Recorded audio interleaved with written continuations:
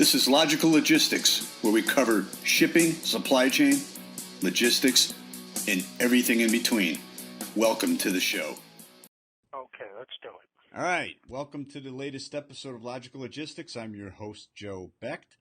Today, my guest is Mike Coyle, president of Airport Courier Service. He's located in Revere, Massachusetts, the greater Boston area. Mike, how you doing today? Pretty good, Joe. Thank you. Well, thanks for joining us. I've done some background on you. I've met you in person. You're a fascinating person, and that's why I wanted to have you on as a guest. I just want to talk about your business, doing business in the Boston area, and your professional background as well, because as we will find out in the interview that you have some very impressive qualifications. So, without further ado, I'd like to get a little background on yourself. Sure.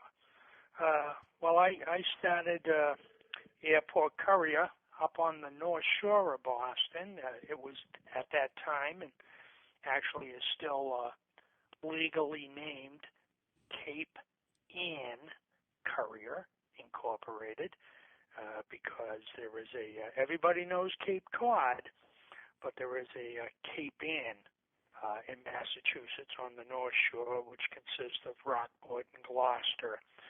And as I used to tell people, because I was Lynn, Massachusetts based at that time, back room of the house, you know, Joe, Right. That I was the gateway to Cape Ann. So, and it's actually kind of true. You got to go through Lynn to get there. So we started out as Cape Ann Courier, the idea being I do local deliveries and pickups, mail runs, maybe some lawyers, a couple of small manufacturers, that kind of thing. Once again, I had a fax machine put into the back room of my house. I had a Nextel with Direct Connect, and I had a phone line installed. I'd say that worked for maybe 6 months or so, maybe 8 months, when one day we got a call from, at that time we were doing business with AirNet. Anybody listening to this podcast? I remember AirNet. Sure. Yeah. And I had actually met the station manager for AirNet in the schoolyard picking up my children. I think my daughter was maybe in the second grade, and we were hanging out waiting for kids and just kind of yakking, and what do you do? And lo and behold, he was in the industry and said, I might be able to use you. Long story short, so we're doing some work for him. I had a Sonic Air background, so I knew airports, I knew air bills, I knew recoveries, I knew tenders, I knew all that good stuff, and of course that was intricate to do it. Long story short again. 2002. All right, so what year was it? Not to interrupt you. Okay, 2002. Okay, so before, yes. when you got into the into the industry, what were you doing before that? What led you to get into the local courier business? I got to be honest with you, I barely even remember how I started doing courier work. I know I did it probably 15, 20 years earlier. I think I saw an ad in the Boston Herald, same day delivery with your cargo van or station wagon. And I did it for a while, and I found it to be good work. I was making pretty good money, and I'm always kind of a serial business starter. I'm an entrepreneur. I'm one of these dummies who can't work for other people because I think I'm the smartest guy in the room, which as I get older, I'm hopefully getting over that. But so I work for myself, and I like that. But then I diverged from that. I went back to school when I got out of the Army back in '75, and went on the GI Bill, of course. Okay. And UMass Boston, and got involved in a veterans what's called the Upward Bound program, which guarantees you admittance to the school if you go through their program, which was remedial math, English, social studies, science, basically. But it was sponsored by a center which actually got a line item in the state budget because it was a Vietnam veteran think tank. And the name of that organization, which is still active today, is the William Joyner Center. Hold on to your hat here. William Joyner Center for the Study of War and Social Consequences. And they would sponsor symposiums, authors, particularly with concentration on war and social consequences. I ended up matriculating to the college, but they kind of take you under your wing as a veteran, and you work with the Joyner Center. And after, I don't know, maybe a year and a half, they actually gave me a full-time job at UMass. I was a research assistant to a fellow by the name of Dr. Paul Camacho.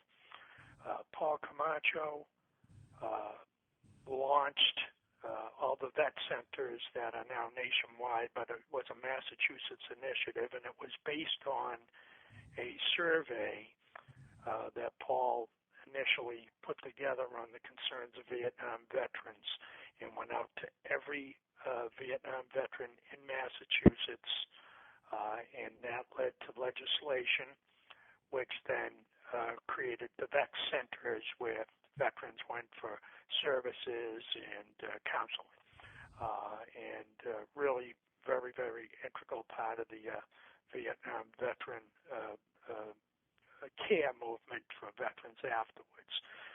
Paul had a relationship with then Speaker of the House, Tip O'Neill, Okay. and used to have an annual conference on the concerns of Vietnam veterans.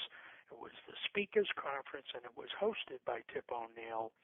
And we go down to Washington and get congressmen and senators and talk to subcommittees and, VA and various things and lobby for things. And I actually gave testimony at a subcommittee because we were involved in putting on a program at 18 sites throughout Massachusetts, a grant through the state on starting your own business, and you had to be a veteran. And we arranged to get the instructors and the curriculum, and it was a worthy and interesting project. But through that, I found out about some funding through the VA and Small Business Administration, and reported on that to a subcommittee, and I'm proud to say that I am in the congressional record because of that. So very interesting, really fascinating stuff, high-charged, high-powered, you felt like you were making a difference. It was a lot of fun for a young guy, young idealistic guy. But, of course, I had a child from a previous marriage and getting him on the weekends, and finally got involved with my wife of 25 years now, and started saying, hey, gee whiz, I got to make a living, and started driving for Sonic Air on the weekends. Right. Yeah. And I'll never forget, one weekend I was hanging around, in the office, a few other drivers, and saying, I got to get a real job. And one of the drivers said to me, are you out of your mind? Now, this was an older fellow, Vinny, I forget his last name, Jewish guy, great guy. He said, I've put 2 boys through college doing this. I just bought a condo on Revere Beach. I'll be retiring next year. Look at what you're doing. Look at the industry.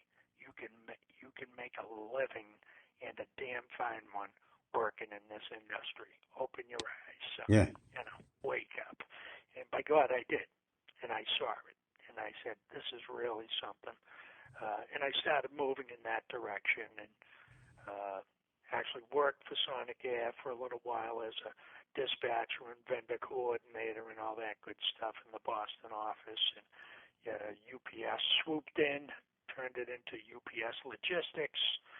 And, of course, we were going to keep our culture and be the same, and, of course, that didn't happen.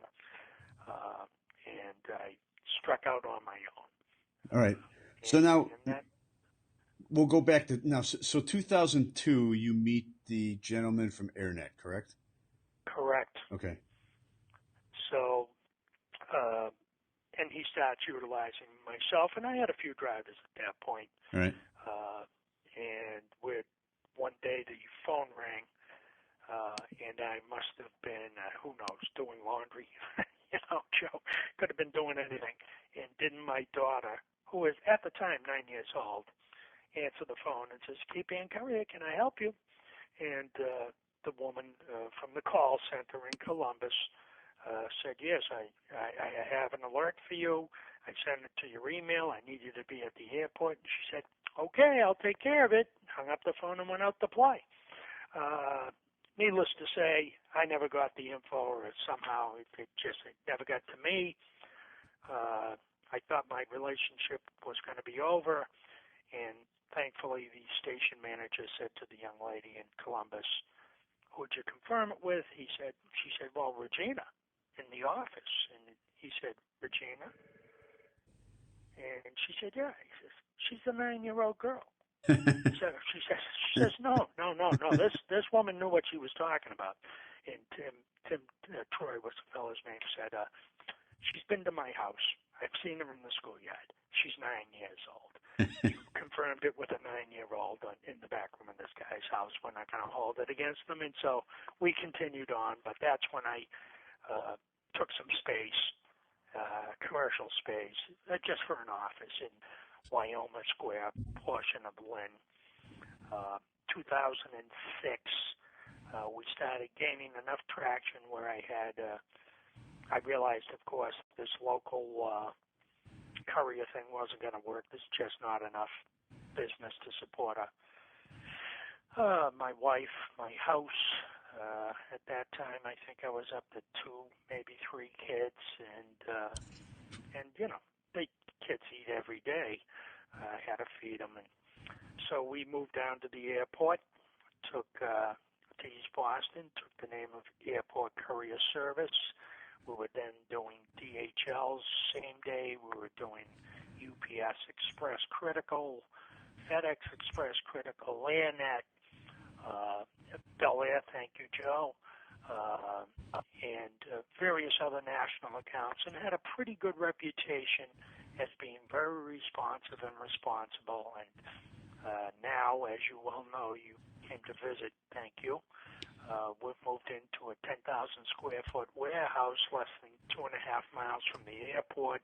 We have 6,000 square feet of critical parts for a major 3PL player, and trying to capitalize on our space and our proximity to the airport. I'm a big believer in regulation. It has culled the herd.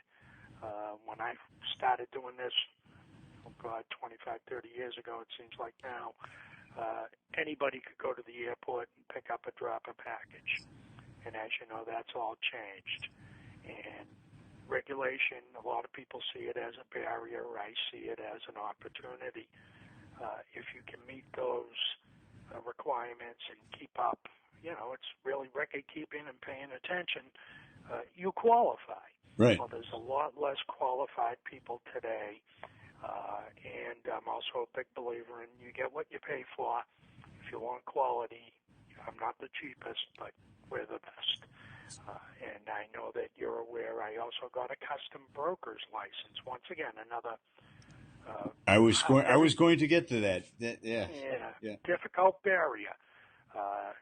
For those in the industry who are aware of that, they know what it takes. All right. So I have had a customs broker as a previous guest, but just to refresh everyone's memory, maybe even go more into depth, what does it take to become a customs broker, and how difficult is the exam? The exam's ridiculous. I have many clients that are customs brokers and have every time I go to the customs brokers to pick up paperwork, they're in a nice collared shirt with their floor chimes. They drive the Lexuses, and by God, they show up at 8:35 and leave at 4:50. No holidays, no weekends. I said I want to get in that club, and I know I'm not stupid. I'm a bright guy. I'm good at testing and learning things. So I signed up for a custom broker's course, which was put on by a woman. Oh gosh, I'm not going to remember her name. But nonetheless, she is actually a lawyer who deals just with customs issues and has a custom broker's license herself. And the very first night of class, she handed out material, gave us the CFRs, which regulate the movement of goods through CBP, Custom and Broker Protection, and the tariffs and the harmonized tariff schedule. Needless to say, I had to buy a two-wheeler just to bring the materials to and from class. The work was overwhelming. The learning curve was steep, and I literally dedicated 6 hours, 2 times a week, to doing nothing but reading regulations, reading tariffs, understanding how to move around within the customs system. The first test I took, I did not pass. The pass rate on that test was less than 6% nationwide. Wow. Yeah. Historically, the pass rate on customs brokers is somewhere around 14 to 16%. I did pass it the second time. They were kind enough to allow me to take the course again at half the price because it's you're returning, and I boned up on the stuff that I missed the first time, and I got through the second time, and I was very proud of myself, Joe. As you should be. Yeah, that's an amazing accomplishment. It really is. Yeah. I was pretty proud, but I'm not practicing. But I feel that it gives people a comfort level with us, that they know that we know what we're doing when it comes to customs and international shipments, paperwork, classification, and customs interaction, which, once again, allows us to do things that some other companies can't. And I will keep it in force, of course. Every 3 years you have to do that. And who knows? I may open up a customs brokerage at some point, but the other thing that's a little scary about it is what you learn to pass the test, from what I understand, has no reality to what you do on a daily basis as a customs broker. So that's a whole nother skill to learn, and I think it's kind of a hands-on thing, and I'm not willing to jump there until I get some experience with an established broker. And right now, the way my business is growing, I'm very happy being in the transportation end. Okay, so you just mentioned that your business is growing, and going over the timeline, you went through some interesting years where you actually grew your business. So we're talking, you mentioned 2002, 2006. So obviously you went through that whole 2008 episode that happened to our economy, but you thrived in it. What changes have you seen in the industry since you've gotten into it? How did you adapt to the different challenges that our economy and the industry as a whole presented to you? Well, I have to give a tremendous amount of credit to the Express Carriers Association. Okay. I think I've probably been a member there since 2006 at least. And as I grew, I did work, we'll call it work, that I probably wouldn't take today. But you do what you have to do, Joe. The reason I was able to move into East Boston is there was a company that had a contract with American Airlines for their lost luggage. Now, for those of you who are not familiar with lost luggage, it's a huge business. It's really big. At one point, we were doing $1.2 million gross in lost luggage. Wow. Yeah, it's big business. Yeah. But it's also a high overhead business. When I finally when it finally came time for me to leave that business, I was doing U.S. Airlines, Delta Airlines, American Airlines, United Airlines, and many international airlines. But it requires at least at Logan Airport, Logan International, you have to have two people in a cargo van because you're not allowed to leave an unattended vehicle at the terminal. The only place you can get luggage is from the terminals. And the airlines require what they call sweeps, and we all know what sweeps are. Basically, every hour, 19 hours a day, 7 days a week, 365 days a year. It was a grueling, grinding business. And picking up that luggage, making sure, and it's like anything else, wrong bag gets tagged, misidentified.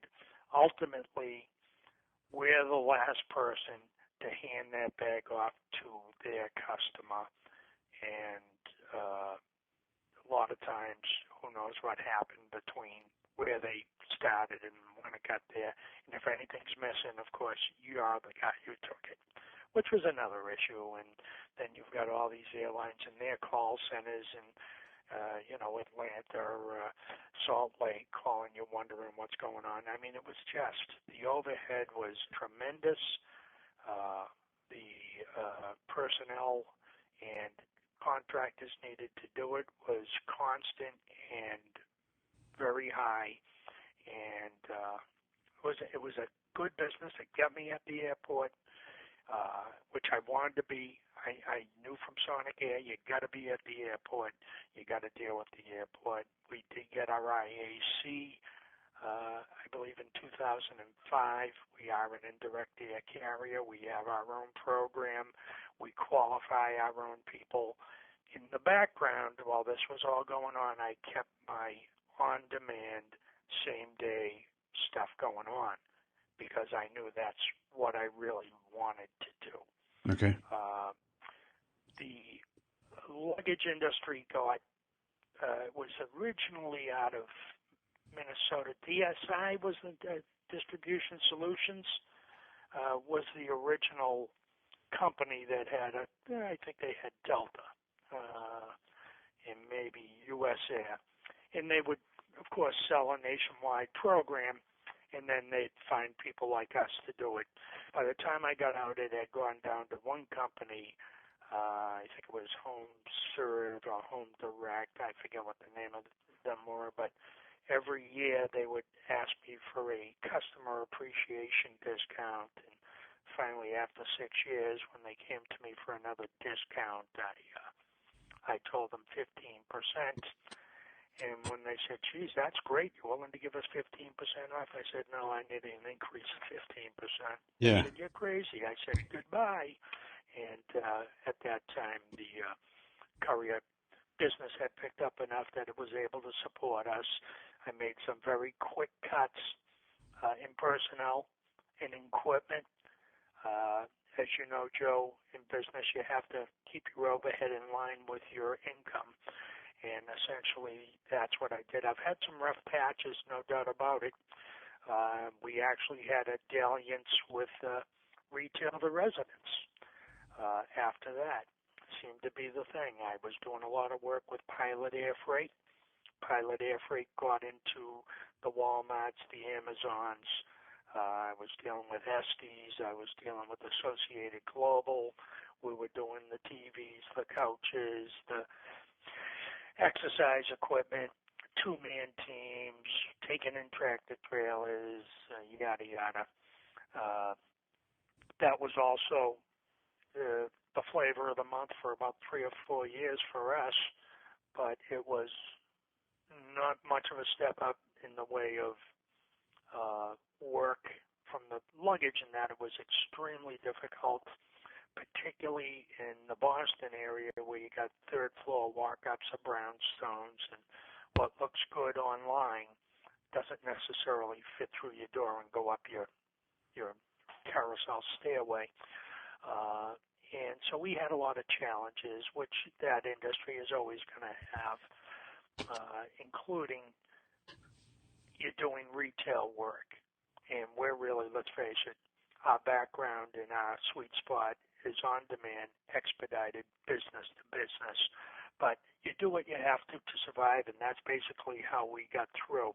Okay. But the ECA, the Express Carriers Association, I went to my first conference in Orlando, I think it was '06, and they literally had to scrape me off the ceiling for about a week afterwards.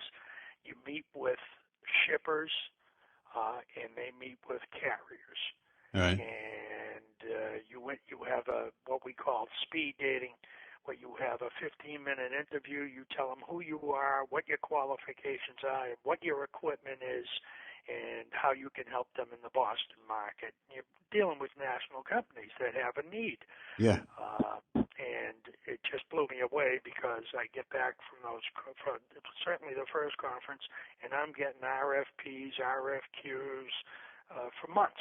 I've got all kinds of sales leads to work, and you land them too. You land some of them, and it doesn't always work out. Yeah, that's great. Oh, it's fantastic. Yeah. And through the ECA, we were actually at a users conference for Accelerator software, and there was a bunch of the board members were at this conference because they run Accelerator, and we were having a pretty good time on a poker night and everything. And by the end of the night, they were begging me, "Oh, you got to run for the board." And I said, "Really? Oh, yeah, you're a lot of fun." I said, "Good, okay, great." But I am now the second vice president on the board of directors. Big believer in the organization. We're just coming off our most successful conference ever. We had over 480 attendees in Phoenix. We had over 67 shipper tables. We are already doing business today, and this was April 13th to the 15th, no, the 11th to the 13th this year, and I'm already today doing business with 3 of the companies that we met with. Wow. So, yeah. All right. So fantastic. I just want to remind everybody, we're talking to Mike Coyle, president of Airport Courier Service, who's servicing the greater Boston area. Mike, now you touched on the Express Carriers Association. How do people find this organization? You can go to Express Carriers. Let me look it up for you, Joe. Right. I think it's expresscarriers.org, but Express Carriers Association, we're headquartered in Virginia, and our next conference is going to be in Dallas. All right. And I will be actually heading to a meeting myself in 2 weeks, because the board does meet. It's actually, there's a lot that goes on to putting on those conferences, and that's what we're going to be working on. We go to the site of where the conference is going to be. We look at it's actually very boring, Joe. It's like sticking needles in your eyes, because you're looking at food and beverage and pipe and drape, and right. God, it's awful. All right, so the actual it's expresscarriers.org. Okay. Expresscarriers.org. So the next conference is in Dallas. Are the conferences once a year? Yes, sure. Okay. Exactly. All right. They're once a year, but we try to bring value throughout the year with on-site search. We have, if you go and search members, you can find somebody, which I do quite often when I need help in Arkansas or Seattle.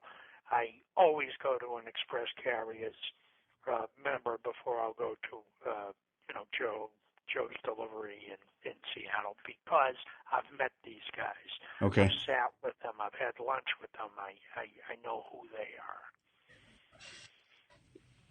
Great. Now, do you have, so with on the air side, well, a lot of these organizations, you're required to submit your STAs and paperwork that for TSA requirements. Is this part of the association as well, or will you be able to find Actually, it's one of the qualifications that some of the shippers are going to require, and Right. you fill out a profile, as does Okay. the shipper, and they kind of put it into a program now. It is the Express Carriers Association, so it's an association of carriers, not shippers. Right. But who do carriers want to see? Shippers. Shippers are the honey, so to speak. They're the flower for the bee. And so the shippers survey, and they can rate you from a 1 to a 5. Think restaurants or hotels with 5 stars being the best. If they rate you a 5, there's a good chance you're going to be sitting in front of them whether you want to or not. Okay. As a carrier, if I rate somebody a 5 because I really want their business, I may not get to sit in front of them. Yeah. Because it's weighted towards the shippers. There's fewer shippers, and really, we got nothing if we don't have shippers. Right. So we put a lot of emphasis on getting good quality shippers, which has truly, I've seen it morph into where we have some unbelievable shippers there now. We had C.H. Robinson, we had Google, we had Amazon in there this year. So we're getting some very high quality shippers, and we get some shippers that really aren't shippers. And we weed them out as we go, and the same thing with carriers. You've got everybody from me when I started with one office, in a suburb north of Boston, to me now with 10,000 square feet, the ability to talk to people about critical parts and NFO and even international and customs. So you can fit in where you fit in there. And the other thing is you do get a sense of camaraderie amongst everybody, shippers and carriers, and we tend to bring each other along, so to speak. That's great. Now, back to you just mentioned going back to you started in your house and now you have 10,000 square feet. Is that correct? Correct. What are the biggest changes that you have seen in the industry? The biggest changes certainly are the regulations. Okay. I mean, I know that, and I'm not a line haul or really an LTL guy, although we're moving into it. We're exploring it very diligently right now. But you just look at the new legislation on driver hours, for instance. That legislation is going to have reverberations throughout the industry.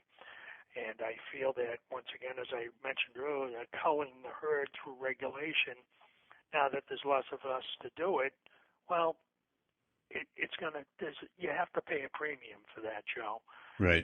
For me to be able to meet these regulations and keep these files and do the filings and pay for the filings and compliance with the regulations and insurance requirements. These were things that I don't think were so prevalent in the past, and they are today. They're key. And in order to do that, it costs money, and it costs time, and it costs resources, and that goes to the bottom line on your base price on every shipment you do, because that's the only way you can pay for it. And so I think we need to educate the ultimate customer, whoever it is, that what used to be $10 shipment is a thing of the past. Everything else has gone up. That's one of the common, for many years, I think it's changing in the last few, but for many years it was, I've been in this business for 20 years, and it's the only business I know where the price has gone down. Yeah. To do the same work. I think that's changing, Joe. I really do. I think people are starting to see that. Particularly, see now, it's kind of a Boston thing because we are probably the biopharma, the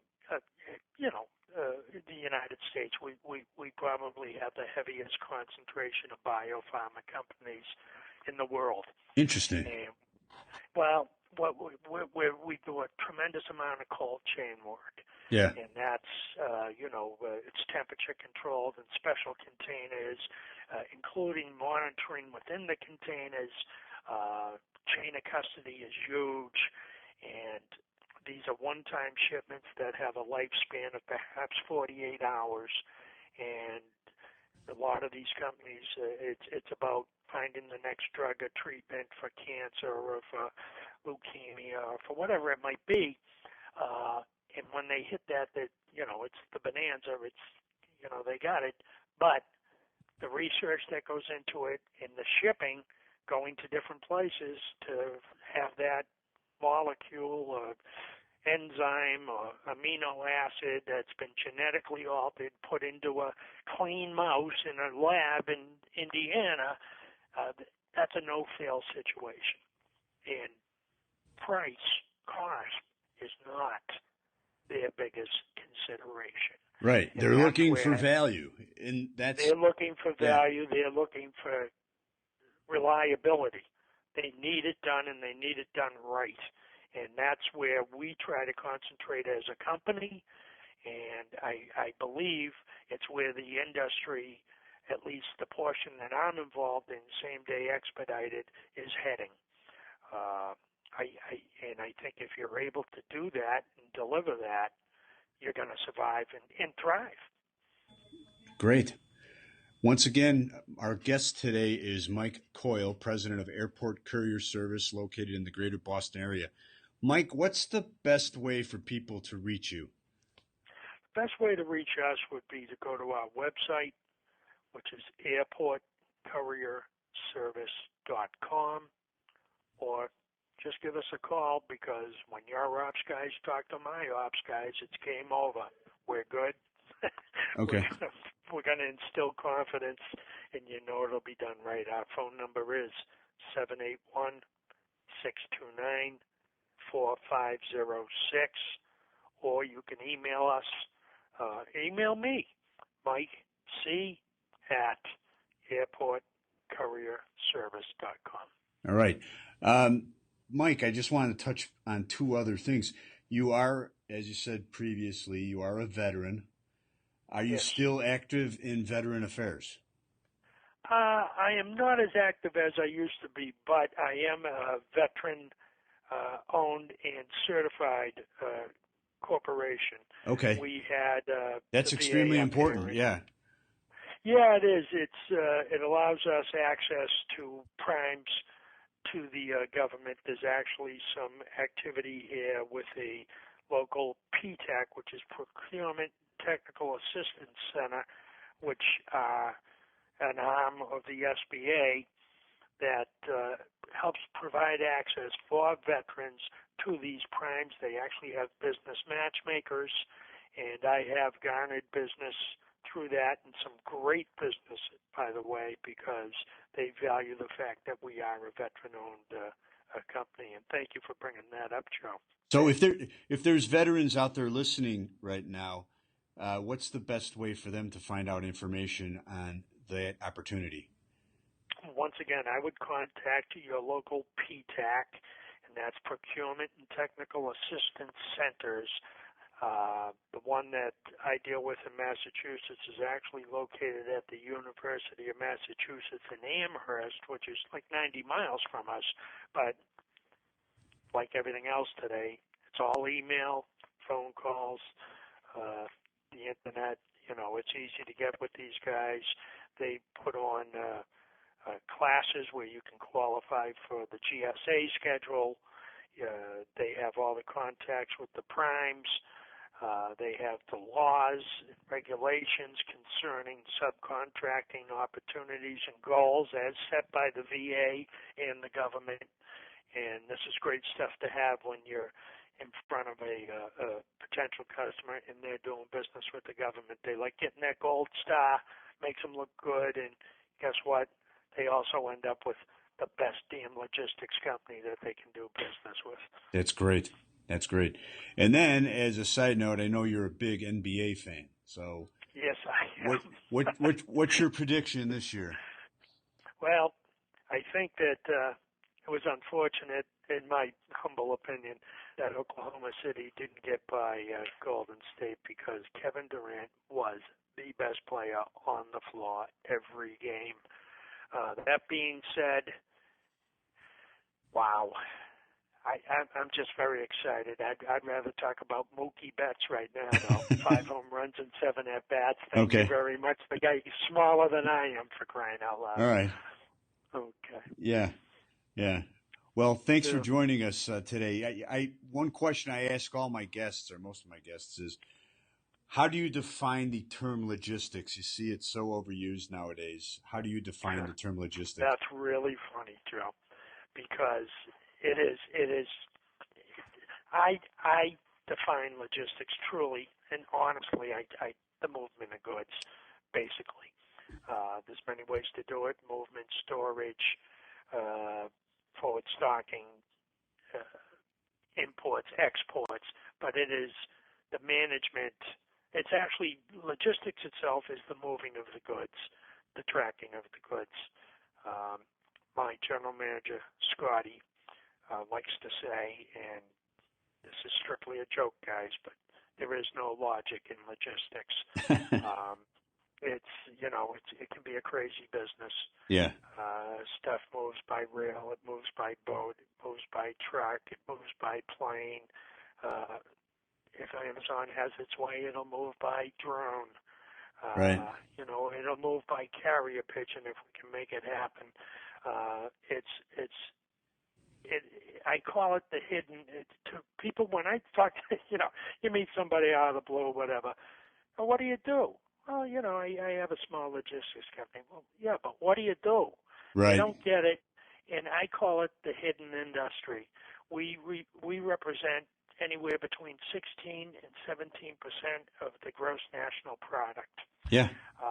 And people just, it's not glamorous. It's not high profile. It's nice to see Crane now involved because he owns a baseball team. Great. Right. There's another company that it's an ex-football player, but overall we're not a high profile industry, but we're kind of the backbone of business.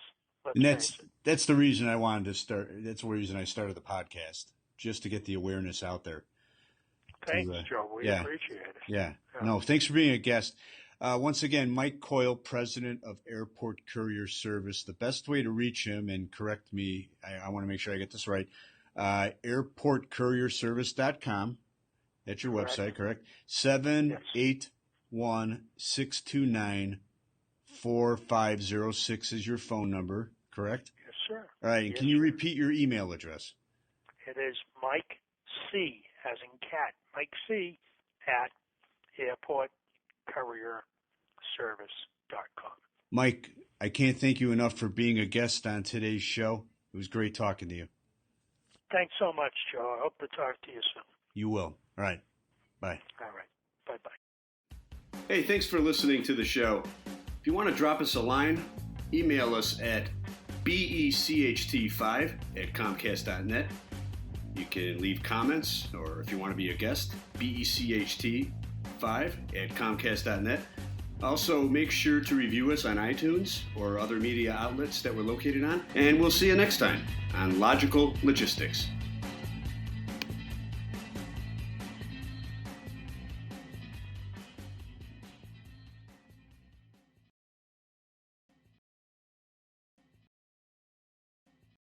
Logistics.